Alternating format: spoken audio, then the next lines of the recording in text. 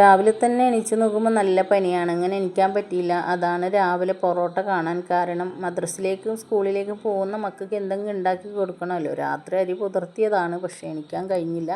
അപ്പോൾ ഇതാ 10:30 മണിക്കാണ് കേട്ടോ ഞാൻ എണീച്ചത്. അപ്പോൾ ഇവളാണെങ്കിൽ സ്കൂളിലേക്ക് ഞാൻ വിട്ടിട്ടില്ല. അപ്പോൾ ഇവളെനിക്ക് കുറച്ച് കട്ടൻ ചായയൊക്കെ ഉണ്ടാക്കി തന്നു. പാവം മോൾക്കാണെങ്കിൽ ചെറിയൊക്കെ പണിയൊക്കെ കൊടുത്തിട്ടുണ്ട് കേട്ടോ. 2 പാത്രം കഴുകാനുണ്ട്. വേറൊന്നുമില്ല, രാവിലെ സ്കൂളിലേക്ക് പോകുമ്പോൾ കുറച്ച് പാത്രങ്ങളൊക്കെ ഉണ്ടായിരുന്നു അവർ ഫുഡ് കഴിച്ചത്. അങ്ങനെ അത് മാത്രം കഴുകി. ഉച്ചക്കാണെങ്കിൽ ഒരു തട്ടിക്കൂട്ട് ഫുഡൊക്കെ ഉണ്ടാക്കി ഭർത്താവിനും 2 മക്കൾക്കും കൊടുത്തു. എനിക്കാണെങ്കിൽ വായി നന്ന സുഖമില്ല.